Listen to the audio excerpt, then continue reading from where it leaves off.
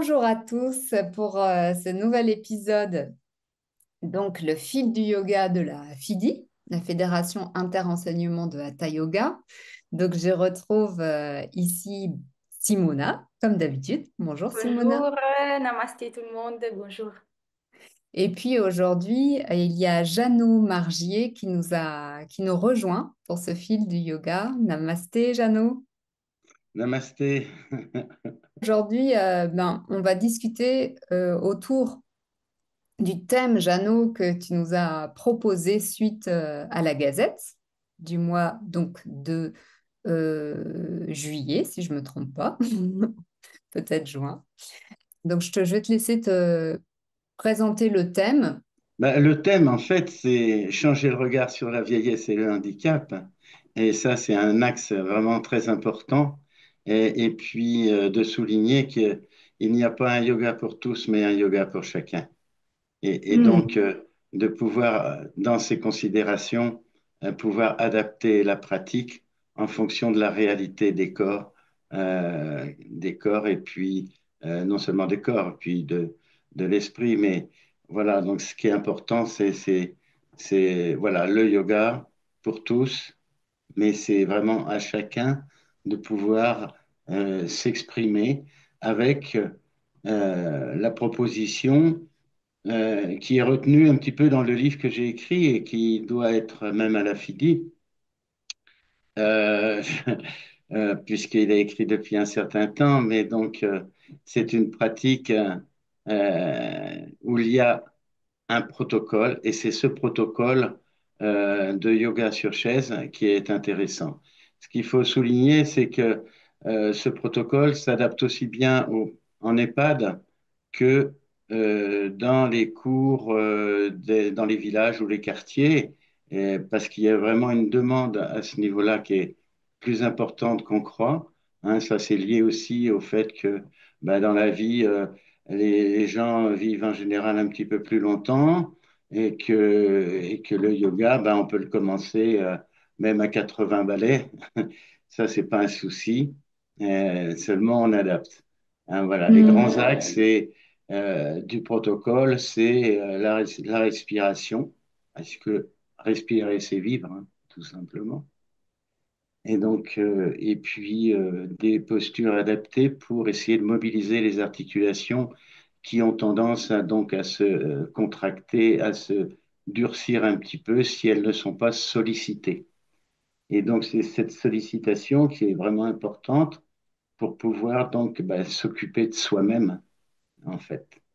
Voilà, donc on peut dire que ce protocole, on l'adapte bien sûr. C'est pas la même chose en EHPAD. Le problème, c'est simplement que les gens, ils vont jusqu'où ils peuvent aller, c'est tout, en fonction de la réalité du corps qu'ils sont. Souvent, dans les cours, bon, quasiment tous les professeurs de yoga pourront témoigner de ça, c'est qu'on se retrouve en face de personnes qui, une fois dans la posture en assise, donc c'est-à-dire en tailleur ou dans une autre forme d'assise, mais au sol, eh bien, du coup, se tendent parce que, en fait, soit ils n'ont pas les abdominaux voilà, en fonction suffisante pour maintenir leur assise, soit ils ont mal au dos, soit c'est au niveau des jambes. Donc, il y a à la fois des soucis qu'on pourrait qualifier de mécaniques, mais aussi une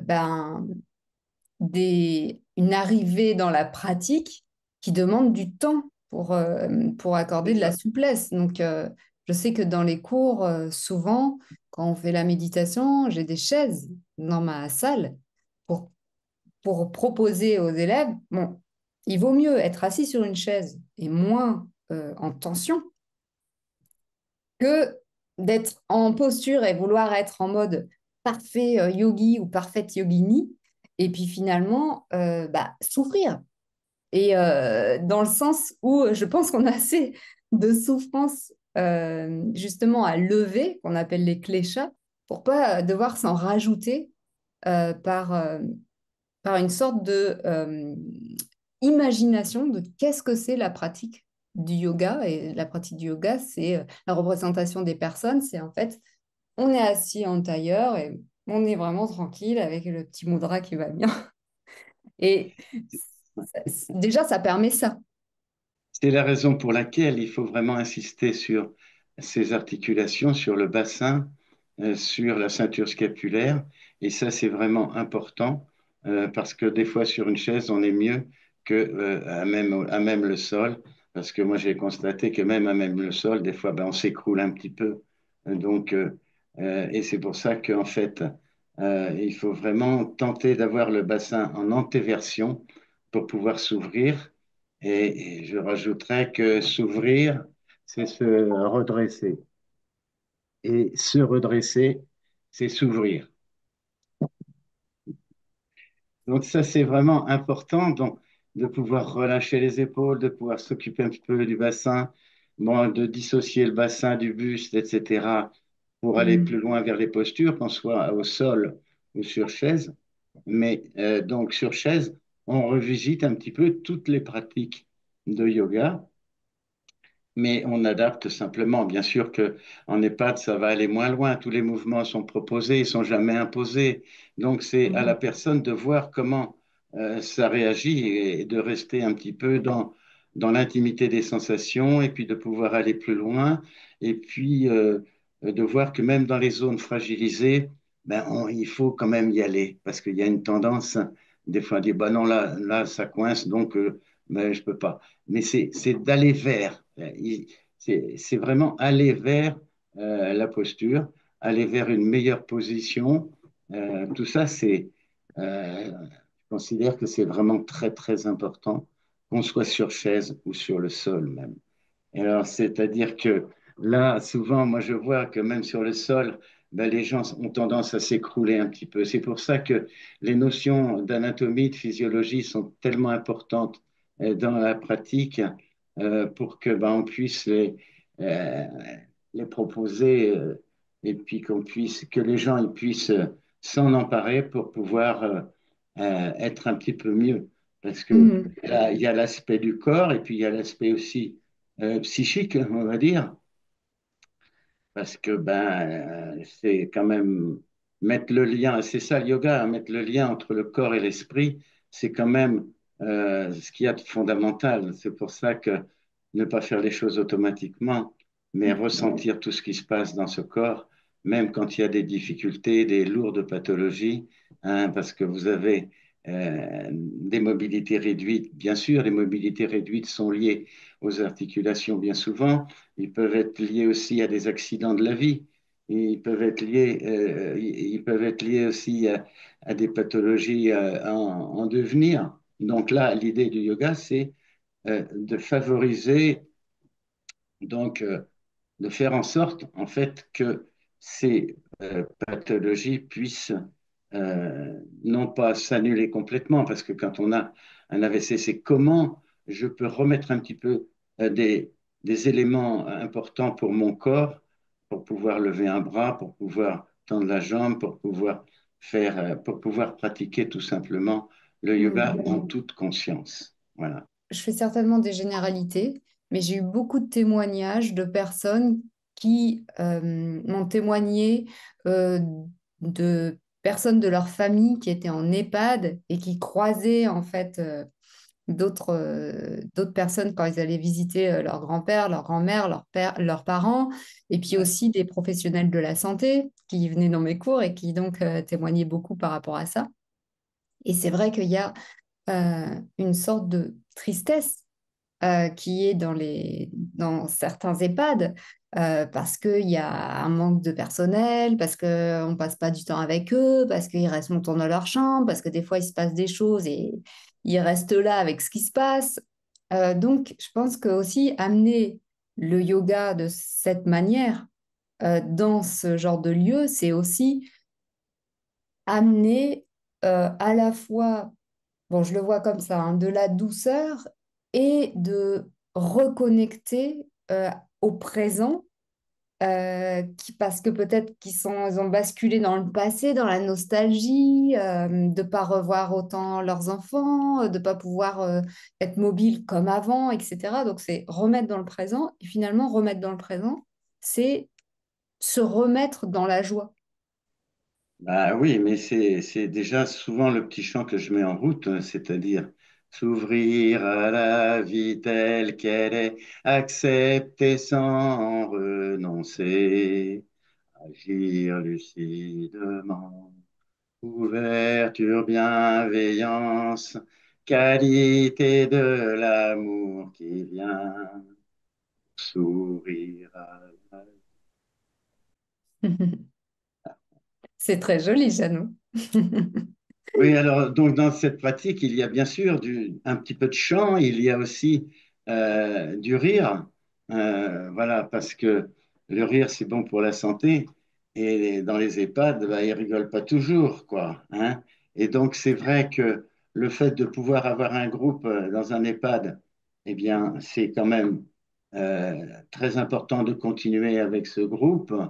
Et puis il y a quelque chose qui se passe parce que vous, les personnes, ils nous ramènent un petit peu dans la joie. Vous, vous donnez ce que vous pouvez. On donne ce qu'on peut parce qu'on considère que ben, la vie, elle est là et que cette vie, ben, voilà, il faut pouvoir en profiter, même dans des cas de difficultés Mm. importantes, dans le cas d'AVC hein, important. Et c'est pour ça que je vous invite à voir le témoignage de François, qui est prof de yoga et qui a eu un AVC il y a 15 ans et qui est interviewé sur le site donc, de l'association. RVHY, recherche en vieillesse et en handicap par le yoga. Donc, c'est tout ça. S'il n'y a pas ce minimum de, d'acceptation, c'est difficile. Parce qu'on peut se trouver, on n'est pas non, bah non, c'est pas possible pour moi, hein, mais tout est possible. Hein. Il y a des mouvements qui sont délicats, qui sont difficiles. Ben, il faut essayer d'y aller tranquillement. Et puis c'est pour ça aussi que le toucher fait partie intégrante de la pratique, surtout en EHPAD. C'est comment je vais pouvoir aider la personne à lever un bras si on considère donc que ce bras, il a été victime d'une situation délicate par un AVC, par exemple, ou par Parkinson, pour pouvoir ouvrir. Et donc, en fait, le fait, c'est que j'utilise souvent cette parabole du Tibet qui est de dire j'ai vu quelque chose bouger au loin, il m'a semblé que c'était un animal. Alors je me suis approché, et là, il m'a semblé que c'était un humain. Eh bien, je me suis encore approché, et là, j'ai vu que c'était un frère, une sœur. Voilà. L'autre qui est en face de vous, c'est un peu vous-même. Voilà. Mm. Et donc, du coup, partant de ces considérants, je crois que la pratique amène beaucoup d'éléments positifs chez les personnes des EHPAD, mais il faut accepter aussi la différence. Donc, et le fait que, ben voilà, on apporte ce qu'on peut apporter, notre petite touche dans la pratique de yoga à l'égard de personnes qui sont en réelle difficulté. Voilà. Mais je vous assure que le chant, par exemple, fait partie intégrante de la pratique et c'est vraiment quelque chose de joyeux. François, Ça, c'est sûr. On va demander un petit peu à Simona et son grand sourire si elle veut participer à cet échange. Je suis curieuse un peu de t'entendre, Simona. Oui, j'étais absolument dans l'écoute du Jeannot parce que l'élément de rire et d'amener de l'humour, en fait, c'est fondamental. Je trouve ça et c'est vraiment la clé aussi. Et ça me ouais, rappelle beaucoup aussi ma mamie sicilienne. Elle était, on va dire, seule, mais dans sa solitude, elle était tout le temps dans la contemplation. Elle s'est levée à l'aube pour regarder, aller à la plage, regarder l'aube. Et elle était tout le temps souriante et nous faisait mourir de rire. Et juste à la fin, même quand elle était, tu vois, malade, etc., il a eu un gros souci de santé, mais elle a affronté tout ça avec joie en même temps. Et c'est elle qui nous rassurait de le sens de la vie, que ça, c'est pas bien grave, sûr, c'est juste un bien corps. sûr. Et le fait d'être dans cette connexion du cœur et vraiment avoir en face un reflet de nous-mêmes, dans ce chemin que c'est la vie. Donc un jour, nous, on sera sur cette chaise à faire ce mouvement et on va rigoler de nous-mêmes parce qu'en tant que pratiquant du yoga, il dit, oh, tu te rappelles quand je faisais Bakasana, oh, maintenant, je le fais plus. Voilà. Je suis une poule, pas un corbeau, tu vois. Par exemple, c'est justement de rire de soi-même et d'amener aussi cette partie avec le chant et avec ces mouvements délicats, mais vraiment d'aller à chercher cette partie. Donc, merci, Jeannot, parce que tu m'as fait plonger dans cette souvenir de ma mamie qui n'est plus avec nous, mais qui elle est toujours là, toujours là. Grazie. Ouais, de rien, mais un humour bien conduit, ça nous ramène vers l'amour. Certo, certo. Et d'ailleurs, tous les maîtres ont beaucoup d'humour. D'ailleurs, j'en profite pour vous dire que c'est le thème de ce mois, le maître. Donc, vous allez voir sur Facebook, et si on publie cette vidéo un peu tard, le temps de monter, tout ça, eh bien, vous pourrez remonter le fil de Facebook ou d'Instagram et vous aurez des publications sur les maîtres qui ont accompagné sur le chemin les formateurs et formatrices qui font partie de la FIDI.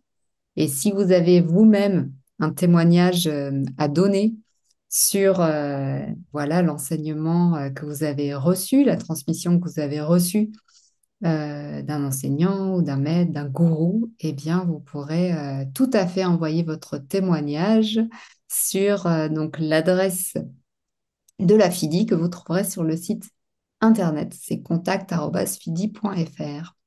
Donc, cette association que j'ai créée donc, il y a une dizaine d'années, qui s'adresse à des personnes qui peuvent se déplacer, aller jusqu'à une salle, ils ne sont pas en fauteuil roulant forcément, mais il y a quelque chose, un engouement avec ces personnes-là dans les villages.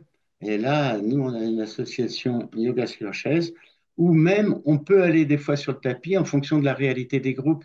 C'est pour ça qu'il faut pouvoir discerner les choses. Et discerner en fonction de la réalité des groupes, comprendre ce que les gens sont venus chercher, comprendre que les gens puissent comprendre ce que vous donnez un petit peu comme élément en yoga pour pouvoir continuer tranquillement. Mais vous voyez, c'est une pratique qui se met aussi bien dans les EHPAD que dans les quartiers, que dans les villages. Voilà, c'est un moment important dans une vie qui parfois, ben, on peut avoir perdu un petit peu la joie d'être. Donc c'est aussi cette joie qu'il faut réinsuffler un petit peu, donc de façon paisible, de façon tranquille. Et j'insisterai bien aussi sur cette notion de partage. Et c'est ça aussi le yoga. Pas capable de partager un petit peu les choses, on est un petit peu loin des choses. Donc l'enseignement, c'est une chose, mais aussi c'est pouvoir devenir ce que vous êtes vraiment et de comprendre, euh, ouais, de comprendre vous-même la réalité, la réalité du corps que vous êtes, que je dis souvent du corps que vous êtes et non pas du corps que vous avez. Donc ça, c'est un petit peu le distinguo que je mets. Mais encore une fois, la pratique sur chaise, c'est vraiment une pratique douce, agréable, et il y a vraiment un échange important qui se passe entre les personnes qui viennent pratiquer et l'enseignant. Pendant 2 ans, j'ai ouvert un cours qui s'appelait Yoga Douceur. Et je l'avais créé à la base pour les femmes que j'accompagnais en prénatal, parce que, ben voilà, à force d'accompagner des femmes avant la naissance, eh bien, j'ai compris ce Hmm. qui se passait pour elles pour après la naissance. Et donc, j'avais créé pour elles ce yoga douceur. Et en fait, c'est pas elles qui sont venues au yoga douceur parce qu'évidemment, elles n'avaient pas l'espace-temps. Donc, on a créé un autre cours postnatal avec les bébés. Mais en tout cas, le yoga douceur, ça a permis à des personnes qui avaient des pathologies particulières, du style polyarthrite ou d'autres pathologies. Il y en a qui venaient de faire un burn-out. Donc, leur corps répondait Ouais, plus comme d'habitude. bien Il y sûr. avait des personnes qui étaient âgées Hmm. et il y en avait une qui avait du diabète, une autre qui avait du surpoids. Et donc, j'ai vu que ces moments-là, mais c'était hyper important pour elles, en fait. C'est-à-dire l'heure qu'on passait, on mettait juste une heure, et l'heure qu'on passait ensemble, mais il y en a qui m'ont dit, waouh, je respire à nouveau en fait. C'est ça.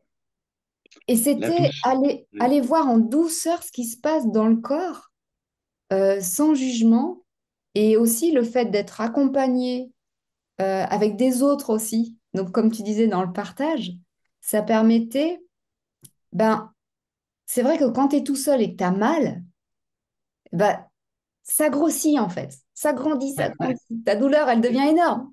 Mais quand tu es en groupe comme ça et quand il y a quelqu'un qui guide, ben, c'est comme si leur douleur, elle revenait au centre, à la douleur initiale. Ça ne fait pas partir la douleur, mais ça la diminue et ça réduit le stress aussi qui est lié à cette douleur. La douceur est un élément déterminant. Donc on revient vraiment dans l'intimité de ses sensations en pratiquant. Et l'humilité aussi. L'humilité, c'est tellement important parce que l'humilité, c'est être affranchi de l'importance de soi-même. Donc, ce qu'on peut donner, même si c'est des petites choses, et si on les donne avec beaucoup d'amour, il n'y a pas de souci, on avance quand même et on partage. Merci, Jeannot. Et rappelle-nous ton bouquin, s'il te plaît, parce que je vais le noter aussi pour les gens qui vont écouter. C'est important d'y savoir cet livre. Et c'est un livre qui est parti même sans être en librairie. Donc, ça fait déjà 3 000 exemplaires qui sont vendus, quoi. Donc, plus de 3 000 même. Donc, moi, je pensais que ça allait se tasser, mais pas du tout. Pas du tout. Et donc, du coup, je suis obligé d'en recommander. Et donc, il y a même un autre projet avec l'association de refaire un autre livre. Mais euh, c'est un livre qui part vraiment des sensations, hein. Moi, si j'ai fait cette pratique au départ, donc quand je l'ai mis en place, c'est parce que je voyais bien qu'il y avait des problèmes sur le tapis, que les gens, donc c'était pas intéressant de se faire mal et de pouvoir aller vers une posture si le corps n'était pas prêt. Et c'est pour ça que l'anatomie est au cœur du sujet aussi. Donc, c'est aller vers tranquillement son maximum autorisé. Et c'est ce maximum autorisé qui est vraiment intéressant, parce qu'on ne peut aller plus loin que si on est dans son maximum autorisé, et que si on y reste un petit moment, voilà. Et donc, on dépasse un petit peu, on va un petit peu plus loin tranquillement. C'est exactement ce qu'on a fait pour cette vidéo. On a toujours OK. dépassé, on y est resté un moment. Voilà, on espère que vous avez passé un bon moment avec nous en mode podcast, en préparant le repas, comme on nous a dit. On vous écoute en préparant le repas, c'est sympa. Voilà, on vous remercie. Merci à tous pour votre participation et à bientôt. À Merci bientôt. Simona, merci Bavani, et puis Merci à à très vous. bientôt. Et